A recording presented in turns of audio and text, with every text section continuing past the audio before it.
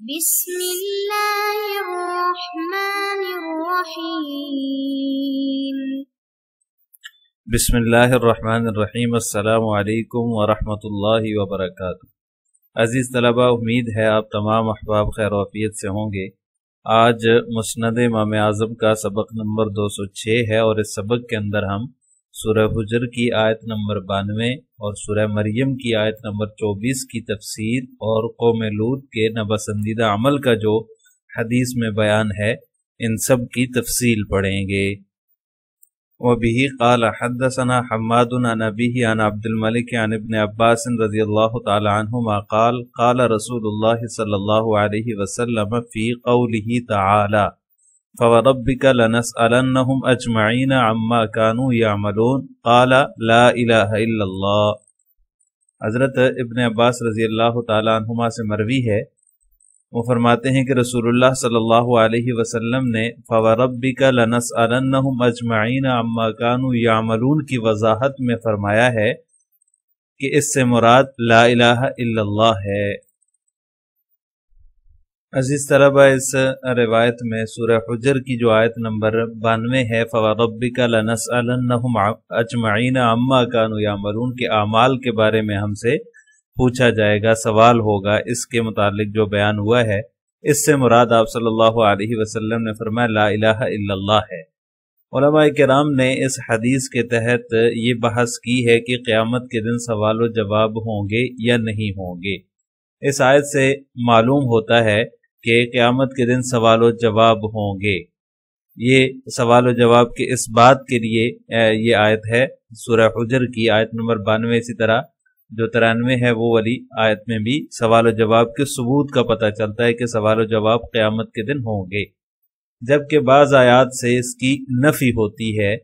تو جن آیات سے نفی ہوتی ہے اس کا جواب یہ ہے کہ اللہ تعالیٰ کو سوال و جواب کی ضرورت ہی نہیں، لہٰذا جن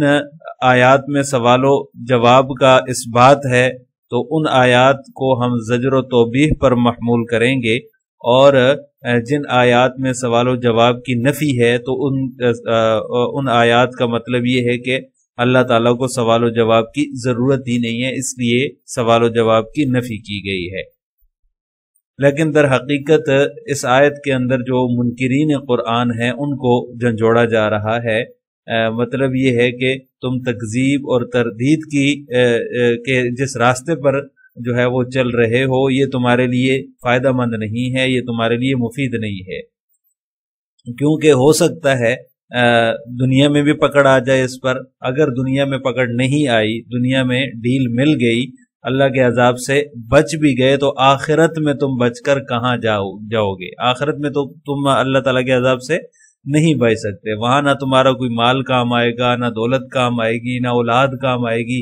اور نہ ہی جو ہے وہ کوئی اور چیز کام آئے گی۔ وہاں کام آنے والی چیز صرف اور صرف لا الہ الا اللہ ہے۔ اس کا یہ مطلب ہے، یعنی کہ آپ صلی اللہ علیہ وسلم نے اس کی جو لا الہ الا اللہ سے وضاحت فرمائی ہے تو اس کا مطلب یہ ہے کہ اس وقت صرف کلمہ توحید کا جو ہے وہ سکہ چلے گا،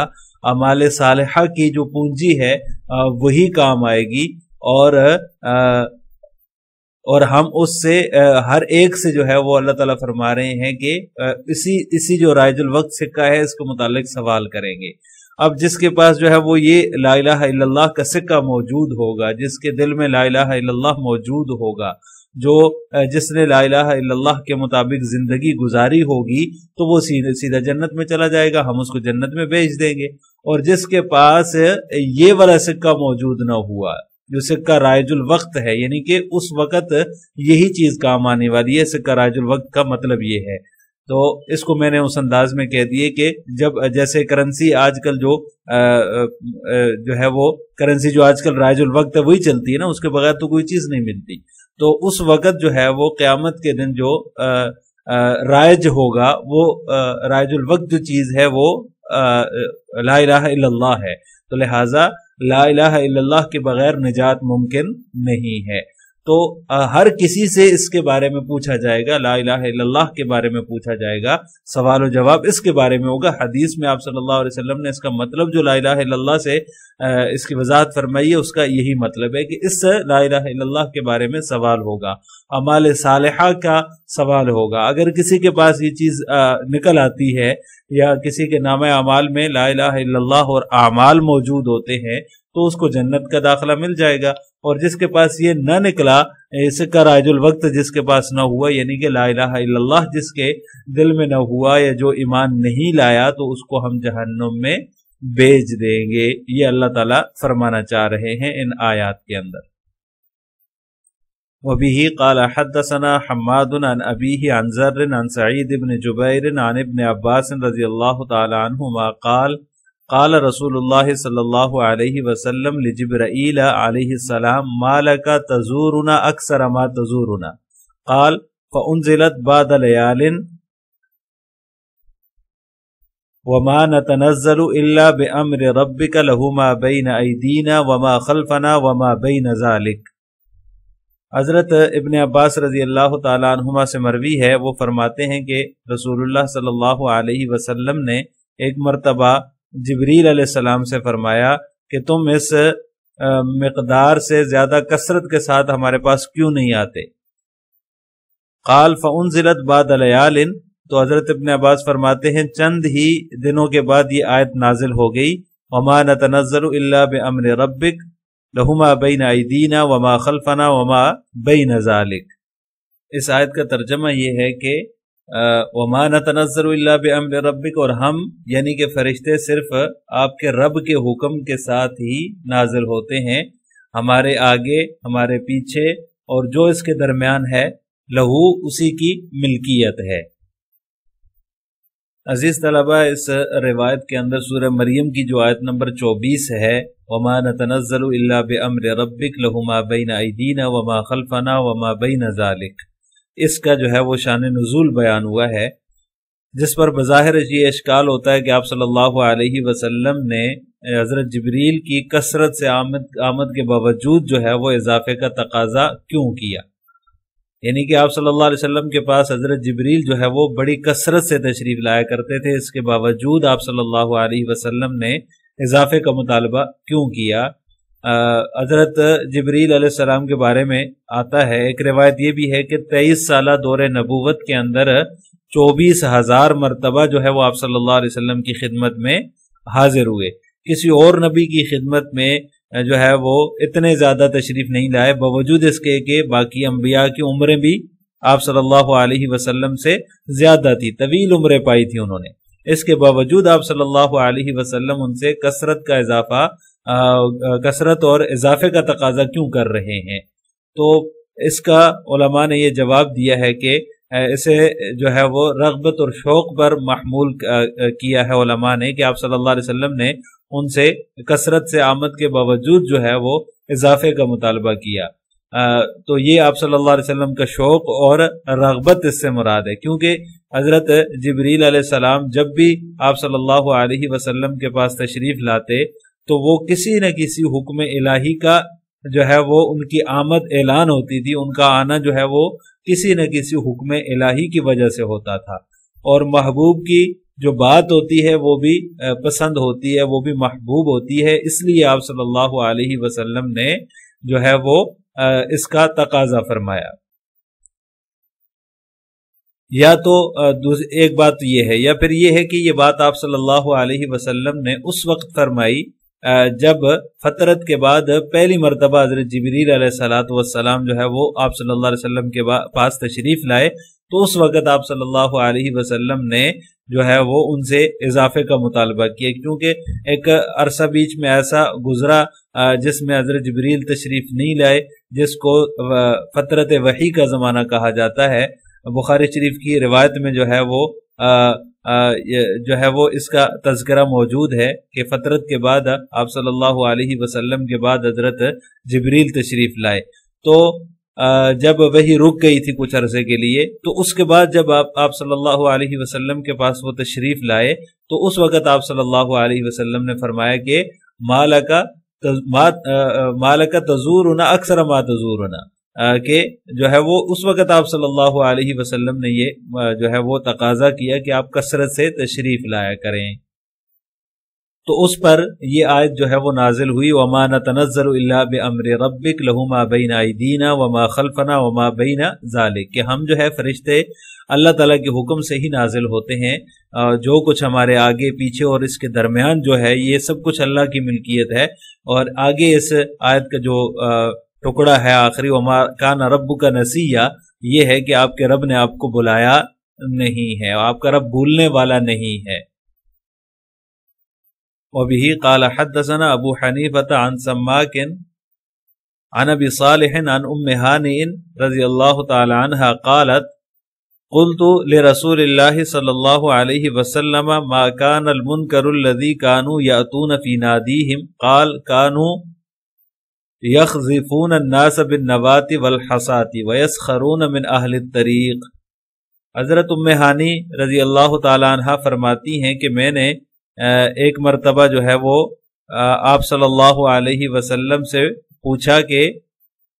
ما کان المنکر الذی کانوا یأتون فی نادیہم، جو وہ کون سا ناپسندیدہ کام تھا جو قوم لوط کے لوگ اپنی مجلسوں میں جو ہے وہ کیا کرتے تھے۔ کانو فرمایا کہ کانو یخزفون الناس بالنوات والحصات، کہ وہ لوگوں کو گٹھلیاں اور کنکریاں مارتے، وَيَسْخَرُونَ مِنْ أَهْلِ الطَّرِيقِ، اور ان کا مذاق اڑاتے تھے۔ عزیز طلبہ، اس روایت میں جو ہے وہ قوم لوط کے ایک ناپسندیدہ عمل کا بیان ہے، اور اس حدیث کا تعلق جو ہے وہ سورہ عنکبوت کی آیت نمبر 29 سے ہے، جس میں قوم لوط کی جو ہے وہ عادات اور خصائل کو بیان کیا گیا ہے۔ ان میں سے ایک خصلت جو ہے وہ بری خصلت کا بیان ہے اس میں، کہ وہ اپنی مجلسوں میں سر عام جو ہے وہ ناپسندیدہ کام اور حرکتوں کا ارتکاب کرتے تھے، اور ایک دوسرے کا وہ لحاظ نہیں کرتے تھے، اور جو ہے وہ سب مل کر ایسی حرکتیں کرتے تھے کہ راہ سے گزرنے والوں کو، راہگیروں کو جو ہے وہ سر عام چھیڑتے، انہیں کنکریاں مارتے اور ان کا مذاق اڑاتے تھے، اور پھر جو ہے وہ کہہ کے لگاتے تھے، ہنستے تھے۔ اور بعض روایات میں تو یہاں تک آتا ہے کہ برسر عام جو ہے وہ بڑی محفل کے اندر ایک دوسرے سے وہ جسمانی لذت بھی حاصل کر لیا کرتے تھے، اور ایک دوسرے کے جو اعضاء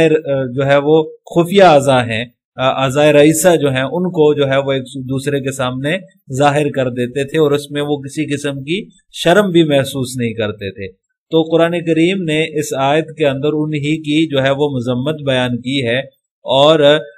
ان کی حرکتوں سے جو ہے وہ ان کو دہرانے سے، ان کی جو غلطیاں تھی، جو گناہ تھے، ان کو دہرانے سے جو ہے وہ بچنے کی، باز رہنے کی تاکید کی ہے، اور ساتھ ہی ان کا انجام بھی بتایا گیا ہے کہ اللہ تعالیٰ جو ہے وہ ہر قسم کی گندگی اور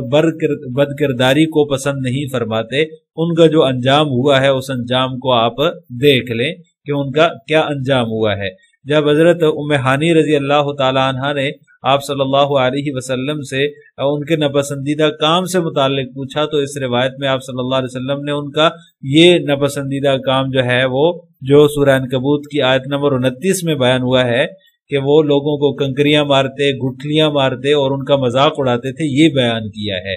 اور اس کے علاوہ بھی جو دیگر روایات میں ان کے جو ہے وہ ناپسندیدہ حرکتوں میں جو چیزیں بیان ہوئی ہیں، جیسے کہ ایک دوسرے سے جسمانی لذت کا حصول ہے، یا شرمگاہ کو جو ہے وہ ہر کسی کے سامنے ظاہر کرنا، یہ ساری چیزیں جو ہیں ان سے اللہ تبارک و تعالیٰ نے ان کی مذمت بیان کی ہے، اور ان سے بچنے کی جو ہے وہ تاکید کی ہے، اس قسم کی حرکتوں سے باز رہنے کی تاکید کی ہے، اور ان کا انجام بھی ساتھ میں بتایا ہے اس سورت کے اندر کہ ان کو اللہ تعالیٰ نے پھر کس طرح جو ہے وہ دنیا میں عذاب میں مبتلا کیا اور ان کا انجام کیا ہوا۔ اس لیے جو ہے وہ اس قسم کی جو غیر اخلاقی حرکتیں ہیں یا جو گندی حرکتیں ہیں، جو بد کرداری ہے، اس سے بچنے کی جو ہے وہ تاکید کی گئی ہے اور ان کو انجام بھی بتایا گیا ہے۔ اللہ تعالیٰ ہماری ہر قسم کی غیر اخلاقی اور ہر قسم کی گندگی اور بد کرداری سے حفاظت فرمائے۔ آخر میں آپ سے 2 سوال ہیں۔